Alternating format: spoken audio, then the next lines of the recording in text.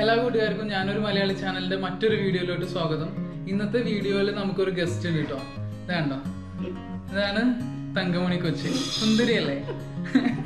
ഈ തങ്കമണി കൊച്ചിന് ഭയങ്കര നാണായിരുന്നേ വീഡിയോ ചെയ്യാന്. പക്ഷെ നാണൊക്കെ മാറ്റിയിട്ട് ഇപ്പൊ ഞങ്ങൾ രണ്ടാളും കൂടി ഒരു വീഡിയോ ഉണ്ടാക്കാൻ പോണ്. മറ്റേ ചക്കയുടെ പുഴുക്കുണ്ടല്ലോ, ചക്ക പുഴുങ്ങിയത് അതൊക്കെ വെച്ചിട്ട് ഒരു നല്ല രീതിയിലുള്ള നാടൻ അടയാണ് ഉണ്ടാക്കാൻ പോണേ. അപ്പൊ ഇനി നമുക്ക് വീഡിയോയിലോട്ട് പോവാം അല്ലേ.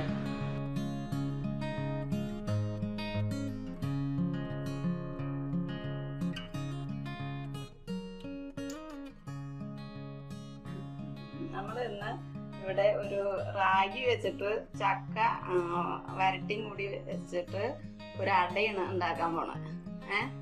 ആ അടയ്ക്ക് വേണ്ട സാധനങ്ങൾ: റാഗി 1.5 കപ്പ്, ഈ കപ്പ് കൊണ്ട് 1.5 കപ്പ് റാഗി, 1/2 കപ്പ് ശർക്കര, ഇതില് 1/2 നാളികേരത്തിന്റെ മൂടി ചിരകിയത്. പിന്നെ നമ്മളിതാ ഇതിലൊരു പാത്രം ചക്ക വരട്ടി വെച്ചിരുന്നു. അതിൽ നിന്ന് ഇത്ര എടുത്തിട്ട് ഈ റാഗിയിലേക്ക് ചേർത്തിട്ട് വെള്ളം തിളപ്പിച്ച് അതിലൊഴിക്കുക.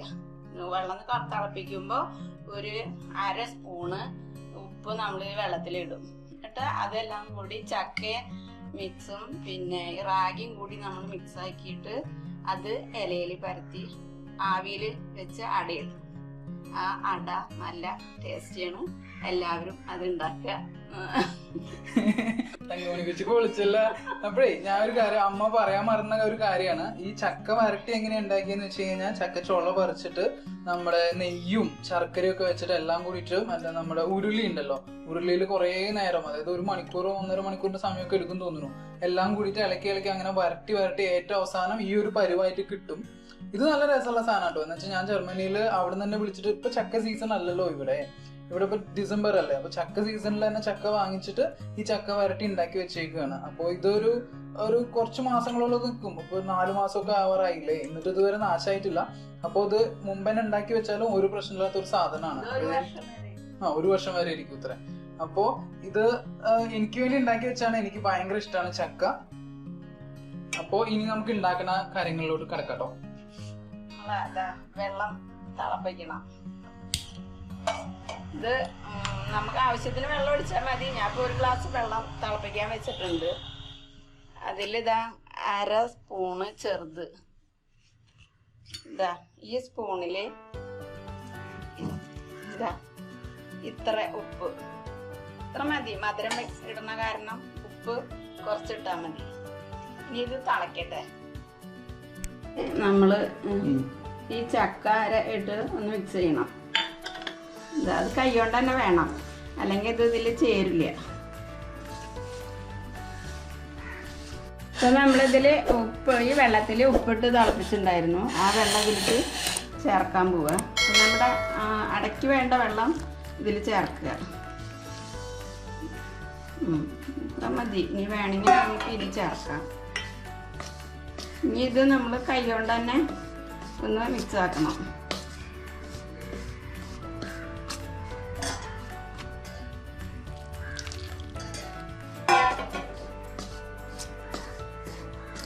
എനിക്ക് വേണ്ട വെള്ളം മതി. ഇനി നമ്മളിത് കൈ കൊണ്ട് തന്നെ ഒന്ന് നല്ലപോലെ മിക്സ് ആക്കണം.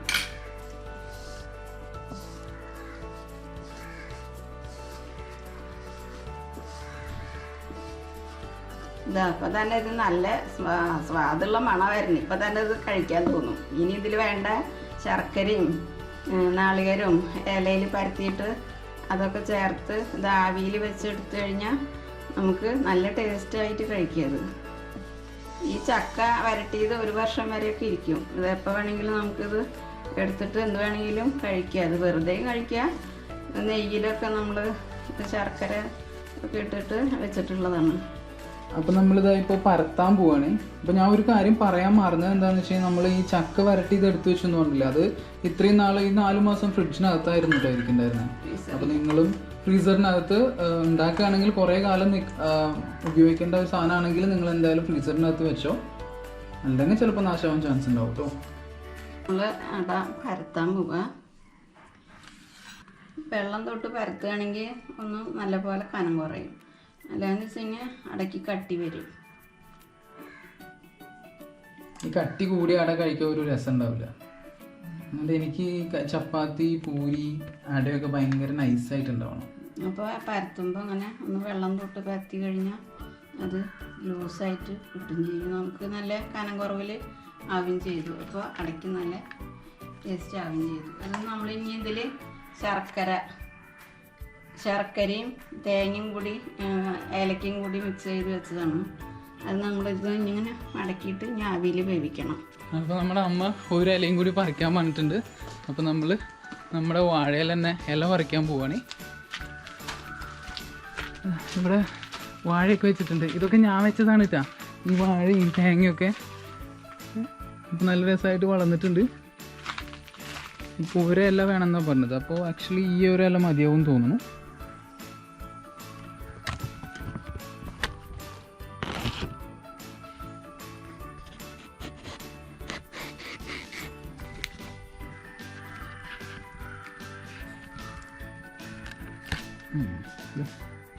ഒരൊറ്റ ഇല വെച്ചല്ലേ.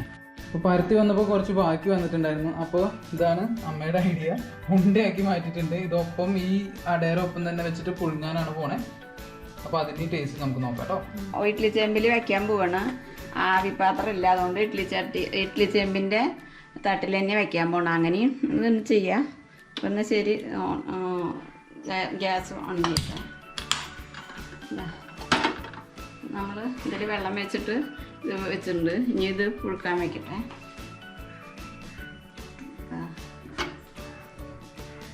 നമുക്കിപ്പോൾ ഇതിൽ അത്രയും പൊടിയിൽ ഇപ്പം നമുക്ക് ഒരു 6 അടയൊക്കെ എടുക്കാൻ പറ്റി. ഇതൊന്നിച്ച് തന്നെ പൊയ്ക്കെടുക്കുകയും ചെയ്യാം. ഇതിൻ്റെ കൂടെ ഇപ്പം നമ്മൾ ഇത്തിരി മാവ് ബാക്കിയുണ്ടായിരുന്നു. ഇത് ഞാൻ ഒരു ഉണ്ട പോലെ ആക്കി വെച്ചിട്ടുണ്ട്. അതും ഇപ്പം ഇതിൻ്റെ കൂടെ തന്നെ ഇരുന്നിട്ട് ആവട്ടെ. അടച്ച് വയ്ക്കാൻ പോവുകയാണ്. ഇത് ഇഡ്ഡലി കുക്കറാണത്, അപ്പോൾ ഇതിൽ വേഗമാവും. അപ്പോൾ നമ്മളിത് തുറന്ന് നോക്കാം. ആയി ഉണ്ടാവും. 10 മിനിറ്റ് വെച്ചു. 10 മിനിറ്റ് എന്ന് പറഞ്ഞാൽ 10 മിനിറ്റിൽ കൂടുതലായി കഴിഞ്ഞാൽ ചിലപ്പോൾ ടേസ്റ്റ് ഒക്കെ മാറാൻ ചാൻസ് ഉണ്ട് കേട്ടോ. ഇപ്പോൾ നല്ല പാകമായിട്ടുണ്ട്. ഇനി നമ്മൾ എടുക്കണം. നല്ല ചൂടാ, അങ്ങനെ ചട്ടം കൊണ്ട് തന്നെ എടുക്കുക.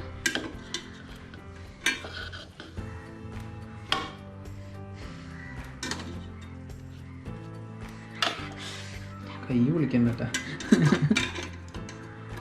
നീ വെച്ചോ, ഞാൻ അഡ്ജസ്റ്റ് ചെയ്ത് വെച്ചോണ്ട്.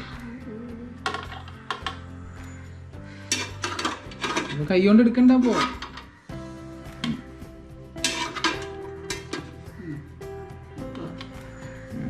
നമ്മുടെ റെഡിയായി. ഒരെണ്ണം പൊളിച്ചു നോക്കട്ടെ. ഇതാ നല്ല ഇലയിലൊന്നും ഒട്ടുന്നില്ല, നല്ല നല്ല അടയായിട്ടിരിക്കുന്നുണ്ട്. അപ്പോൾ ഇതിന് നമ്മൾ കഴിക്കും. അല്ല ശരിയോടെ. അപ്പോൾ എല്ലാവരും റാഗി ചക്ക അട ഉണ്ടാക്കുക. നല്ല ടേസ്റ്റ്, എല്ലാവരും ഉണ്ടാക്കി കഴിക്കണം. അപ്പൊ എല്ലാവരും ഉണ്ടാക്കുന്നു വിചാരിക്കുന്നു. അപ്പൊ നമ്മുടെ ചാനൽ ഇതുവരെ സബ്സ്ക്രൈബ് ചെയ്തിട്ടില്ലെങ്കിൽ സബ്സ്ക്രൈബ് ചെയ്യാൻ മറക്കരുത്.